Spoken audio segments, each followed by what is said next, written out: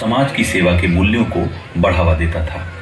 भारत के कई महत्वाकांक्षी छात्रों की तरह आंचल दलाल ने भी अपना लक्ष्य देश की सबसे कठिन परीक्षाओं में से एक यूपीएससी सिविल सर्विसेज एग्जाम को बनाया।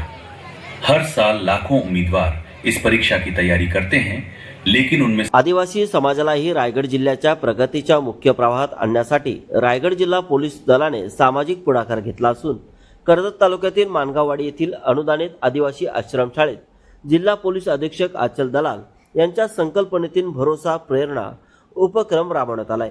या उपक्रमाच्या यशस्वी आयोजनासाठी नेरळ पोलिसांनी विशेष पुढाकार घेत महत्त्वाची भूमिका बजावली। या कार्यक्रमात आदिवासी विद्यार्थ्यांना शिक्षण, करिअर मार्गदर्शन, बालविवाह, अंधश्रद्धा निर्मूलन, व्यसनमुक्ती आणि आरोग्य या विषयांवर मार्गदर्शन करण्यात आले। यावेळी विद्यार्थ्यांशी संवाद साधताना रायगड आर्थिकदृष्ट्या पुढे असला तरी आदिवासी समाज मागे राहू नये यासाठी हा उपक्रम आहे असे आचल दलाल यांनी सांगितले। आदिवासी भागात अल्पवयीन विवाह, व्यसनाधीनता आणि शैक्षणिक मागासलेपण या प्रश्नावरही त्यांनी भाष्य केले। तसेच भरोसा सेलमार्फत आदिवासी भागातून पुढे आलेल्या यशस्वी तरुणांच्या यशोगाथा विद्यार्थ्यांपर्यंत पोहोचवण्याच्या सूचनाही त्यांनी यावेळी दिल्या।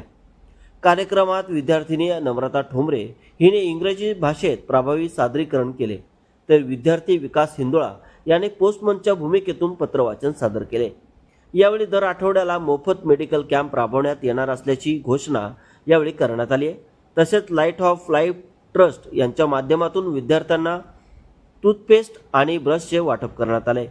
आगामी काळात रायगड जिल्ह्यातील 13 शासकीय आदिवासी आश्रमशाळांमध्ये हा उपक्रम राबवण्यात येणार असून पोलीस दल आदिवासी वाड्यांमध्ये जाऊन महिलांचे समुपदेशन आणि मद्यपान मुक्तीवर ही भर देणार असल्याचे आचल दलाल यांनी स्पष्ट केले। या संपूर्ण उपक्रमात नेरळ पोलिसांनी समन्वय, नियोजन आणि स्थानिक पातळीवरील सहभागातून कार्यक्रम यशस्वी करण्यासाठी उल्लेखनीय पुढाकार घेतल्याची चर्चा यावेळी उपस्थितांमध्ये होती।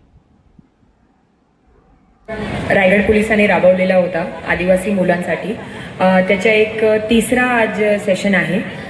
हे जे सेशन आहे आपण मानगाव आदिवासी आश्रमशाळांमध्ये आयोजित करतोय आणि याच्यासाठी सोबतच चाफेवाडी आणि पाथर्डा आश्रमशाळाचे मुलेही इथे उपस्थित आहेत। सर्वप्रथम आजचे जे मेन फोकस आहे कार्यक्रमचे ते आपण इथे जे सगळे मुली आणि मुले उपस्थित आहात ते आहेत आणि त्यांचे शिक्षिका आणि प्राध्यापक जे आहे ते आहेत। हे उपक्रम घेतलेला आहे हे याच्यासाठी आहे की रायगड आपला असा जिल्हा आहे की इथे औद्योगिकरणचं प्रमाण खूप जास्त आहे। आपण जर GDP बघितली म्हणजे आय किती आहे लोकांची पूर्ण राज्यामध्ये तर आपले जे टॉपचे जिल्हे आहेत त्याच्यात आपला रायगड जिल्हा येतो।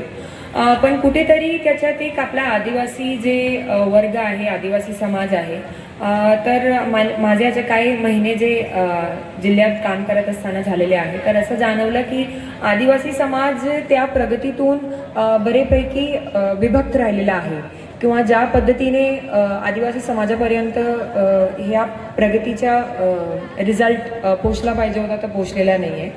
आणि त्याच्यात आमच्यासाठी म्हणजे पोलिसांना हे उपक्रम हाती घेण्याचा का एक रेड फ्लॅग किंवा अलार्म सिच्युएशन कसा आली की बरेच मुली त्यांची वय खूप कमी असताना आदिवासी समाजमध्ये त्यांचा लग्न केला जातोय किंवा त्यांना काही न कळता बरेच वेळा ते गरोदर राहतात आणि एकदा ते झाला की मग त्यांचे पूर्ण आयुष्य जे आहे ते विस्कळीत होऊन जाते।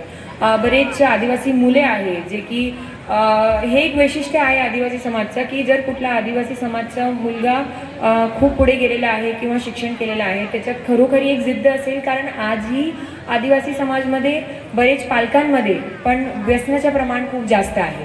त्यामुळे ज्या पद्धतीने पालक दुसरे समाजात काळजी घेतात किंवा मार्गदर्शन करतात त्याच्यात थोडासा कुठेतरी कमतरता आपल्याला आदिवासी समाजामध्ये जाणवते।